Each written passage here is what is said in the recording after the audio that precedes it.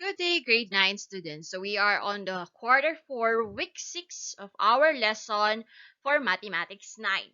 So for this week, we are going to discuss about the law of sines. Now, before we proceed on how we're going to answer all the activities and learning tasks in our learner's packet, let's discuss on how we're going to compute or how we're going to find the different parts and different angles of our oblique triangles using the law of sine.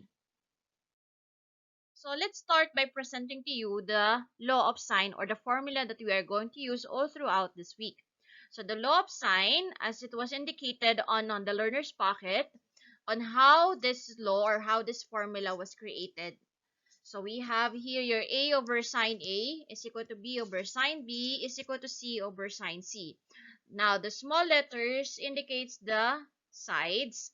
Now, the capital letters indicates the measurement of the angles. So, pwede rin po siyang baliktad. So, sine A over A is equal to sine B over B is equal to sine C over C. So, again, the small letters indicates the sides, while the capital letters indicates the angles. Let's proceed. Now, when to use law of sine or cosine? So we have two laws that we are going to discuss for fourth quarter. That is the law of sine and law of cosine. Now, given any oblique triangle, so when you say oblique triangles, these are triangles which are not right. So we are able to use the trigonometric ratios on our right triangles. Now, we cannot use those trigonometric ratios, the special angles, on your oblique triangles. Now, when your triangles are not right, so they are obtuse or acute, we are going to use law of sine or law of cosine. Now, there are four possible given on our oblique triangles. So, it's either that the given are two angles, one side, three sides, or your two sides and one angle. So, that angle is either in between the two sides or not. So, if you're given are two angles and one side, so it's either ASA or AAS, so you have two angles and one side, you're going to use law of sine. Now, if you're given with three sides, completely three sides, you're going to use law of cosine. That's what we're going to discuss next week.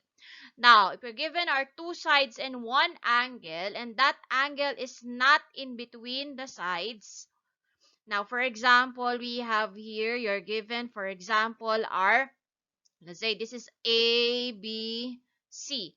So this is your side A, opposite your angle A. This is side C, and this is side B. For example, you're given our side B, side C, and it's either your angle C or your angle B. We're going to use law of sine. But if you're given is the angle is between the two sides, let's say you have here A, B, C. This is side A, side B, and side C.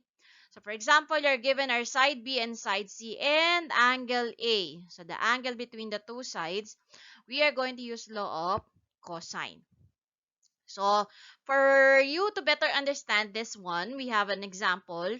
So, for this one, two sides and one angle, kapag ang given nyo po ay lahat ng letters or lahat ng components or lahat ng letters given, we have your A, your B, and your C, you're going to use law of cosine. Pero kapag may nadoble dyan, halimbawa, ang nadoble ay B. For example, in this case, yung C. Angle C and side C.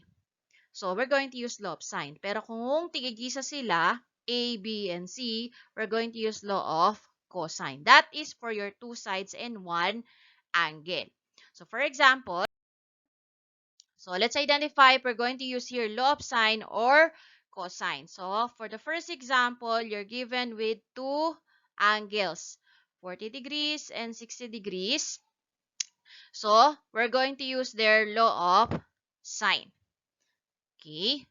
For number 2, we're given with, so just use a pointer. For number 2, we're given with three sides. Side A, side B, and side C. So, we're going to use law of cosine. kasi tatlong sides. For number 3, you're given with one angle and two sides. Let's see if their components. You have angle A, side B, C. So A, B, C ang given. So we're going to use law of cosine. For number 4, you are given again with one angle and two sides. But, take a look. Nadoble po yung A. So angle A, side A. So we're going to use here law of sine.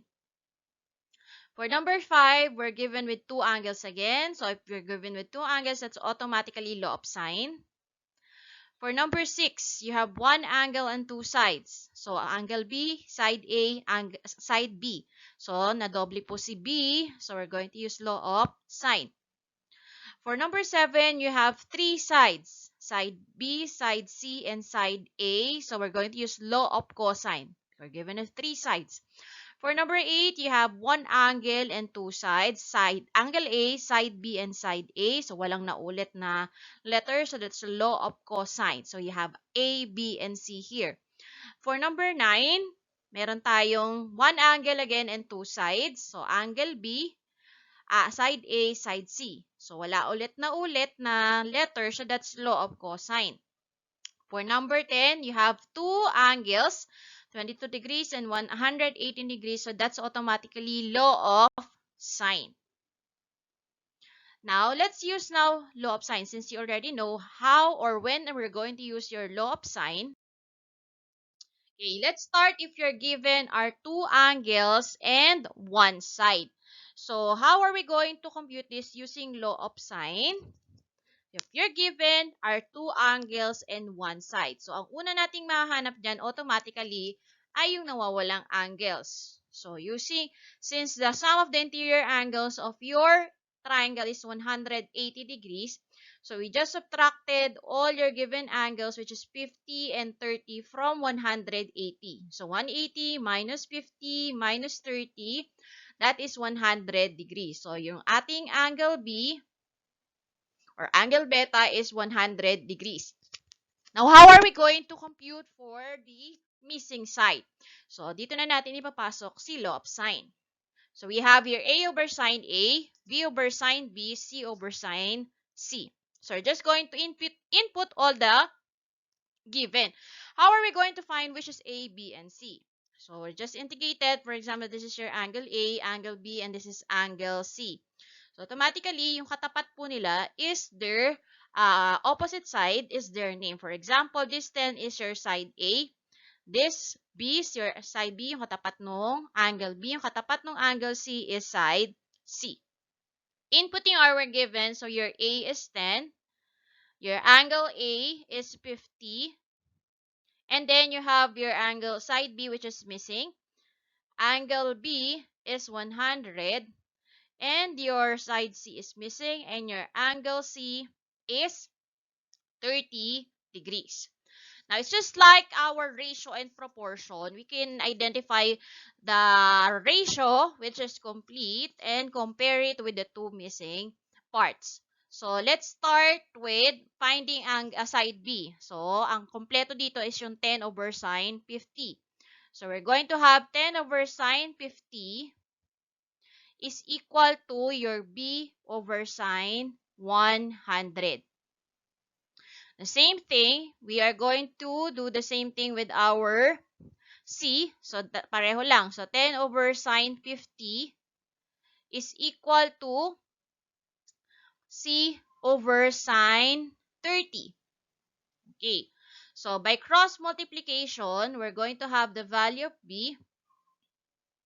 So, the B is equal to 10 times sine 100. So, that's 10 sine 100 all over sine 50.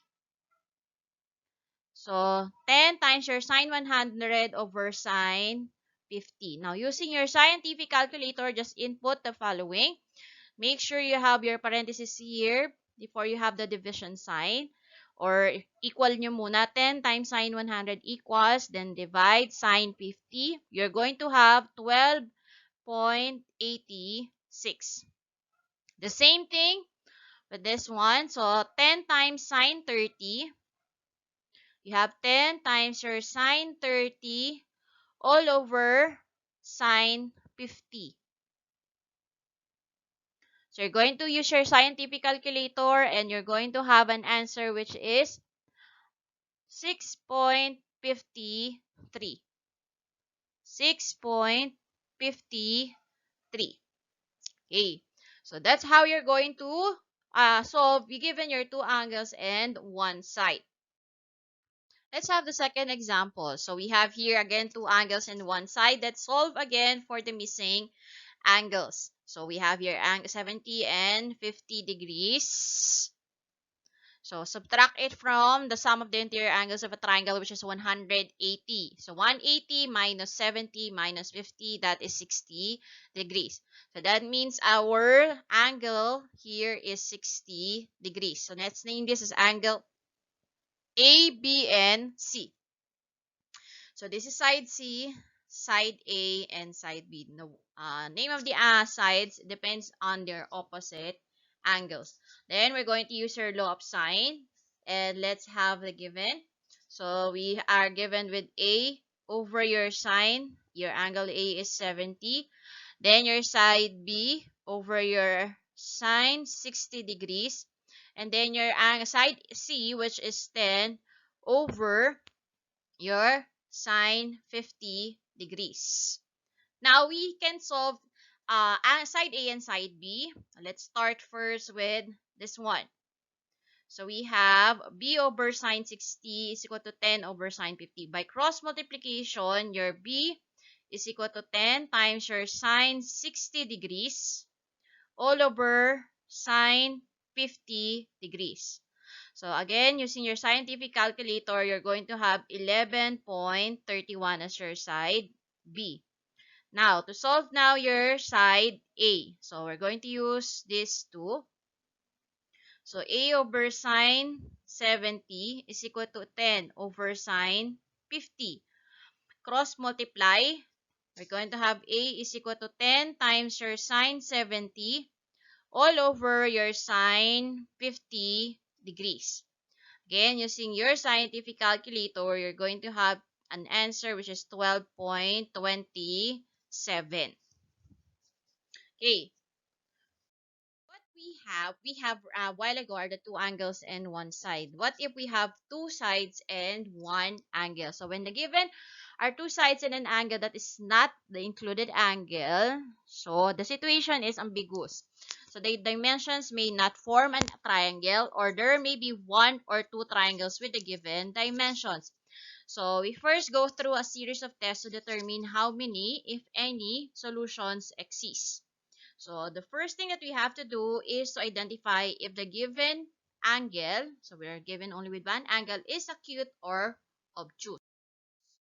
So first identify the kind of angle, if acute or obtuse. Then, after that, you compare the length of the sides, which is less than or which is greater than. So let's start. If the given angle is obtuse, so let's emphasize that. If your given angle is obtuse, so that means your angle is greater than 90 degrees. So if your given angle is greater than 90 degrees, you just have to compare the given two sides. So for example, this one is angle C. Let's say that is 99 degrees. And then we have your side C. Okay, may isang madodoble. Tandaan po natin pag law of sine. So side C and side A. So let's say this is 5 and this is 2 centimeters. So if the side opposite the given angle, what is that side opposite the given angle? So if that is angle C, ang opposite niya is side C. If the given is angle B, ang opposite niya ay side B. So if that side, so that means 5, is less than or equal to the given other side, less than. So tingnan natin yung 2. So tama, ito ay greater than pala siya. Ito ay greater than. But if that is less than or equal to the given side, or yung other given side, then there is no possible triangle, or there is no solution. But if the given side or that opposite side of our given angle is greater than just like our example, then there is one solution. So this one, we can form here one solution, or there will be one possible triangle. But if, for example, our given is B 110 degrees, then your A is 6, and then your B is 4. So your given angle is obtuse. So ang una nating ilalagay is yung kapartner niya, angle B, so side B, so 4 and then 6. So 4 is less than 6. So since siya ay less than, okay, there will be no solution. Okay, no solution kapag less than. Pero pag greater than, there will be one solution. Ang unang isusulat na number is yung kapartner ng angle. So kung angle C yan, side C. So this is angle B, so we wrote first side B. Okay? So kapag less than, no solution. Kapag greater than, there will be one solution. Okay, just like this one. So, A, we don't know the angle, so we can't draw side A in the right position. So, if A is less than, this will be what happened. So, if A is less than or less than or equal to B, or yung isa pang side, so this is angle A, so ang given natin is side A. So, if that side is less than or equal, kukulangin. Kasi nga obtuse siya, kukulangin yung side. Okay? Now, if that is greater than, so mas malaki dun sa ating side na isa, may extend natin siya, there will be one possible triangle. So, if it is less than, walang solution kasi mapuputol.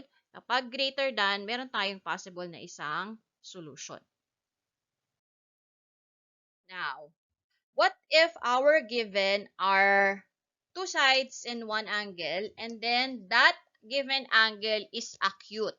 So, a while ago, the given angle is obtuse. If the given angle is acute, okay, we have to find first the height. So, how? It depends upon the given value of the side. So, for example, so para makuha natin yung ating height. If you're given are angles A, B, okay, let's use a pointer. You have angle A, side B, and side A. So, to find your height, that is B sine A. So, yung hindi niya kaparehong letter ng angle.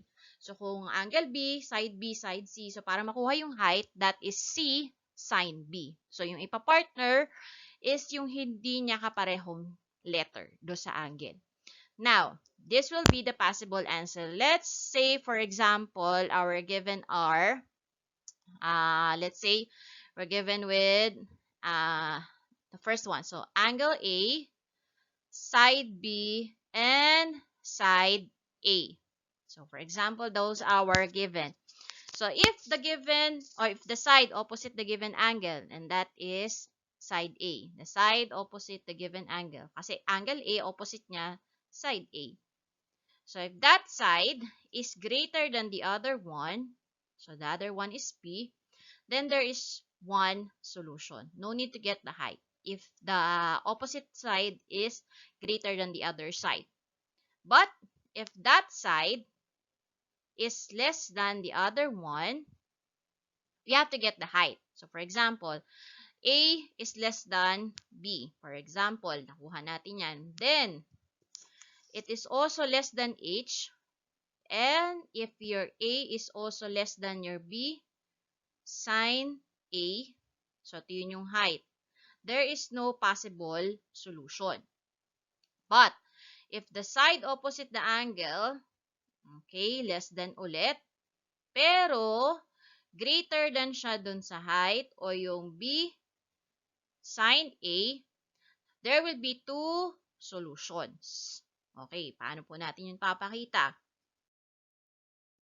So, ito. So, if angle A is acute, then there are several possibilities. Una, okay, we have to compare your height. So, para makuha yung height, yung pinakita ko na po kanina para makuha natin yung height niya. So, if A is less than H, there is no possible no possible triangle. So, nakita niyo yan. So, bitin ulit. But if your A is greater than H, okay, ito, A is greater than H, meron namang, ito A, greater than H, dalawang posibleng sagot. It's either yung A na yon ay nasa labas nung height or nasa loob o nasa labas yung pinaka-height niya. So, your angle B will either be dalawa. So, isang acute at isang obtuse na angle.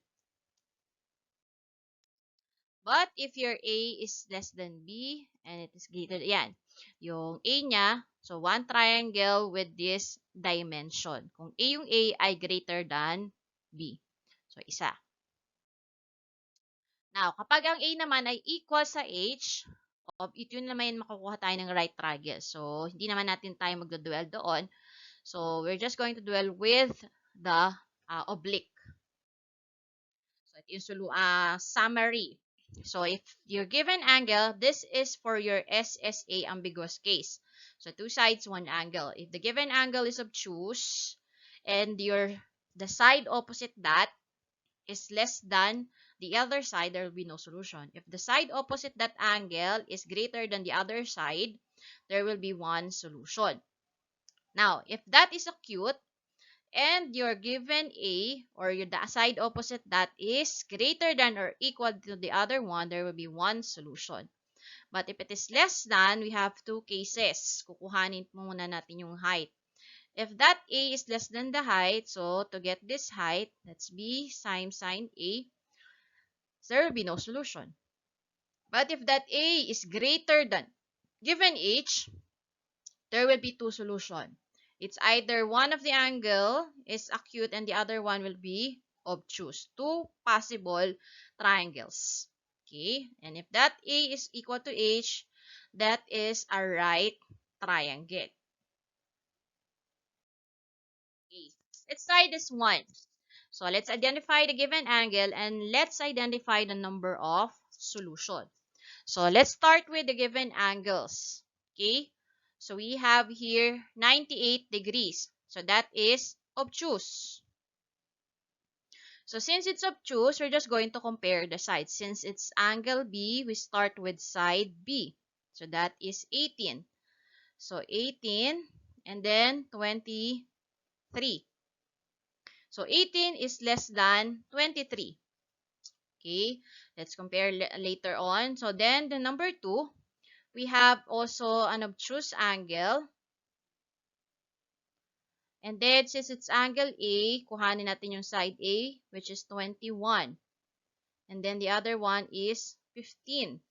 And 21 is greater than 15. So no need for us to get the height if your given angle is obtuse. We're just going to compare the sides. So number 1, the side opposite the angle is less than. So there will be no possible triangle. So there will be no solution for that. No possible solution. So if that is less than, okay, if it is greater than, just like number 2, there will be one possible triangle or there will be one solution. So one solution.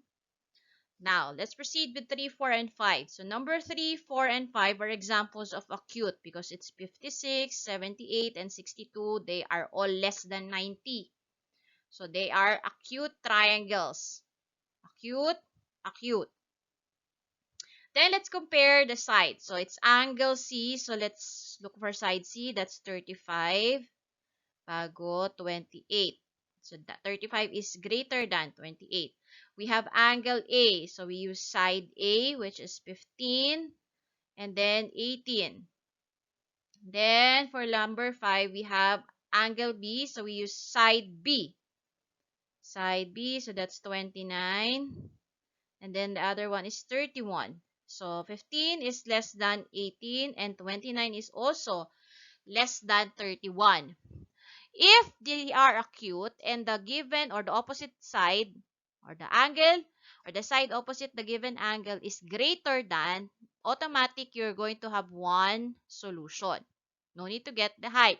But if it is acute and the opposite side is less than the other side, just like this, we're going to get first the height. So what are we going to get how we're going to get the height? So let's write first your given side or the opposite side, which is 15 and 29.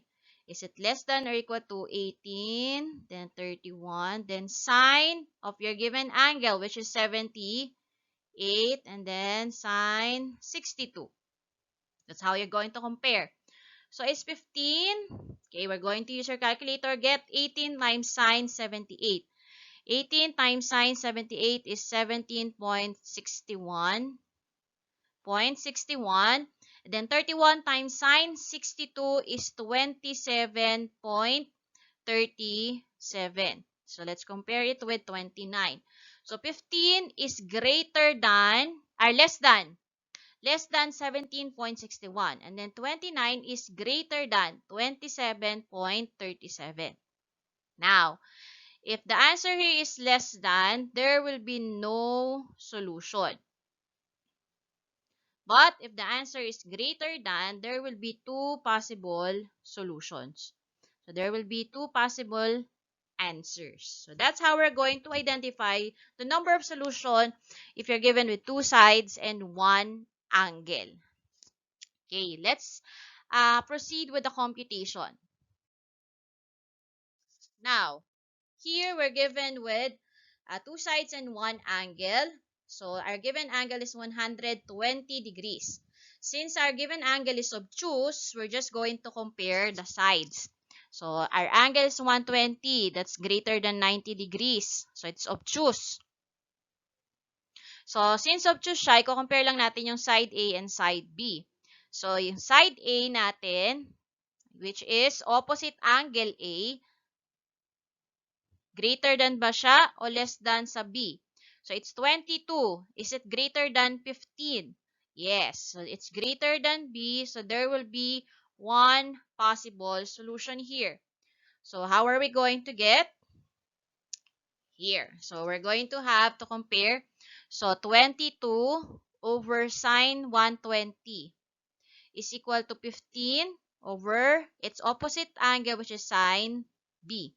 So, again, yung magkatapat muna. So, 22 over sine 120 equal to B, or 15 over sine B. So, we cross multiply 15 times sine 120, then 22 times sine B. Then, we're going to divide both sides by 22 to get your B. Divide both sides by 22, cancel. So, you're going to have sine B is equal to 15 over sine 120 over 22. So, how are we able to get that? Sine 36.2 degrees. So, ganito po ang gagawin. So, we're just going to input, for example, una muna 15. So, 15, then sine, then 120. So, equals po natin yun. Then, divide by 22 equals. After the equal sign, shift, then the sign, then the answer, then equals. Okay, let me repeat that part. So, input first 15, then sign, 120, your equal sign, divide 22, another equal sign, then your shift, sign, the answer, then equals. Then, you're going to have 36.2. Another one. So, how are we going to get now? So, we already have known that this is 36.2. We can get now the missing angle. So, again, that's 180 in total. So, 180 minus 120 minus 36.2. So, our angle C is 23.8 degrees. Now, how are we going to get now your side C? So, partner lang ulit natin to. So we're going to have 22 over sine 120 is equal to yung nawawala natin. So that is C over sine. So that is 23.8. Okay. Then just cross multiply. So we're going to have 22 times sine 23.8 equals C over sine 120. So divide both sides by sine 120 para makancel natin yon. So we're going to have 22 times sine 23.8 over sine 120 degrees. So using your calculator, okay. So paano natin yun i-input? So we have 22 times sine 23.8 equals, then divided by sine 120, then equals. That's how we're going to get your 10.3 centimeters.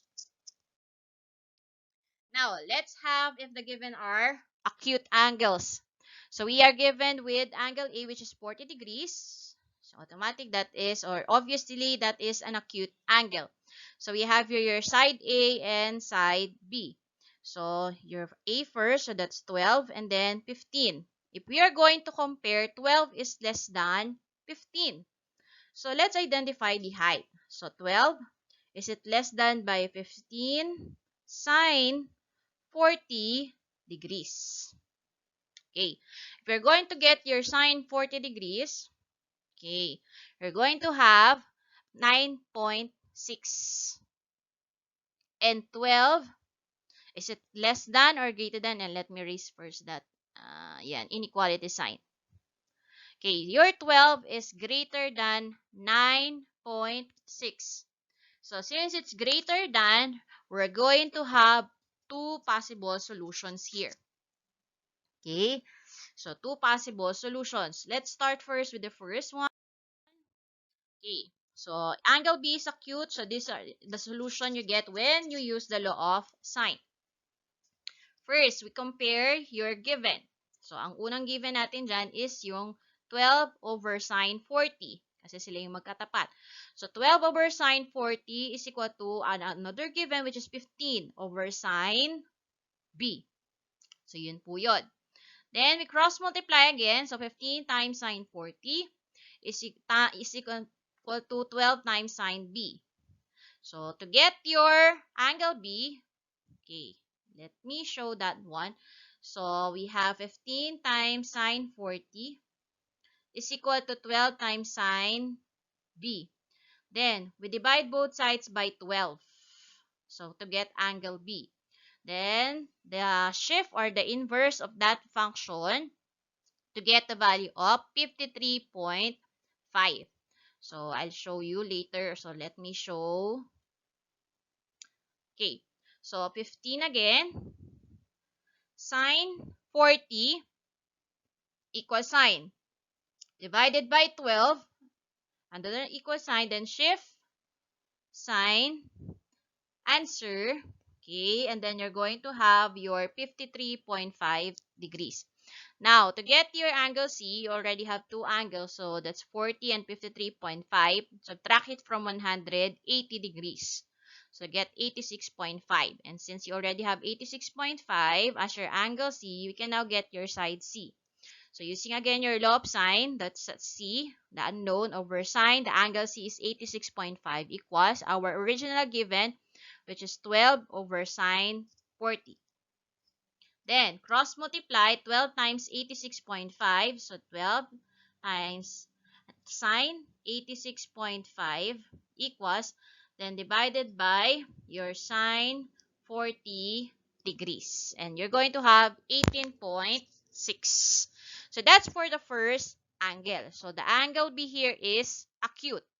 Now, to get here another angle, so that will be obtuse. So, angle B here is obtuse using the first solution to find this solution. So, we were able to find that angle B here is 53.5. So, we're going to subtract it from 180 degrees. So, 180 minus 53.5. That is 126.5. So, ito na yon, yung 126.5. So, that is also the first angle. So, ito yung unang kanina, yung ating first angle B. So, this one now is 126.5. So, since we already have your angle B, that's 126.5, your angle C can be solved by subtracting it 180 from 40 and 126.5. So, again, paano natin nakuha yung 126.5? Yung una nating nakuhang angle B, which is 53.5. Sinubtract natin sa 180, kaya natin nakuha yon. Pagkatapos, magsusubtract ulit tayo ng bagong 180 at saka dun sa 14 original na given to get your angle C or the other missing angle. Then, to get the other missing side, which is side C, we're now going to use our law of sine. So, your side C, which is over sine 13.5, which is your angle C already, 13.5. Then equals to our original given, which is 12 and sine 40. So, using our scientific calculator, let me erase first this one. So, we're going to have 12 times sine 13.5, then divided by sine 40. Sine 40, and then your equal sign. And you're going to get 4.4. So, that is your two solutions. So, your angle B is 53.5. Yan, yung kaninang unang solution. And then, this is the second solution. So, the angle B a while ago is acute. And then, the angle B right now, or for the second solution, is obtuse. So, ito muna ang una nating isosolve. Then, after that, if you already have the first solution, you're going to subtract your angle, yung unang angle na na-solve nyo. So, if, for example, angle B yan, or angle C. So, si angle C ang isusubtract natin sa 180 degrees. If and only if side C yung ating unang given. O side C yung given natin. So, subtract by 180, kaya nakuha si 126.5. Subtract ulit sa 180 minus pa dun sa 40 degrees. So, makukuha natin ang 13.5. Then, using law of sine, nakuha natin si 4.4. So, next one, we have your A. Angle A is also acute here. So, yung angle A is less than 90 degrees. So, acute yan. Then, we compare the sides. So, this is angle A. So, kuhain natin yung side A. So, 12 at saka yung isang pa niya ay 10. So, since ang side opposite the angle, 12, is greater than the other given side, so, that means there will be one possible solution. Okay? No need na kuhanin pa yung height. So, basta greater than, acute siya, tapos greater than, so, there will be one possible solution. Paano natin siya i-compute? So, ganito po yan. So, here. So, una muna is yung mag-given natin, which is 12 and 40. So, 12 over sine 40 is equal to yung isa pang given natin, which is 10 over sine B. So, yun na. Ang una natin hanapin is yung kapartner ng isang side. So, over sine B. So, by cross multiply, 12 times sine B is equal to 10 times sine 40. So, divide both sides by 12. So, your sine B is equal to 10 times sine 40 over 12. Then, the inverse function. So, to get the value of the angle. Then, to get angle C, we subtract it from the given angle, which is 40, and the computed angle, which is 32.4. So, we got 107.6 degrees. Then, to get, so that's your angle C. So, to get your side C, using again law of sine, the given, which is 12, over your sine 40, is equal to your C, which is the unknown, over angle or sine C. Cross multiply. So we're going to have 12 times sine 107.6 is equal to C over sine 40. So divide both sides by sine 40. So using our scientific calculator, let me erase first this one. Okay, so this is how we're going to use. First, so how are we able to get this? So input, so how are we able to get your 32.4? So 10 times your sine 40 equals sine divided by 12 equals sine. Then shift sine equals, lalabas po si 32.4. Then dito naman sa side C, so that is 12 sine 107.6 equals divided by your sine 40, then equals sine. Okay po. So, yun po natin paano makukuha yung side C. So that's all for the part 1 of our lesson on law of sine. So that's how we're going to solve your law of sine given your oblique triangles. So kindly proceed to the next video for us to know how we're going to compute all the learning tasks on our learner's pocket. So, but please kindly go first on all the examples here on this video for you to understand more on this law of sine. So that's all for today. Thank you and God bless.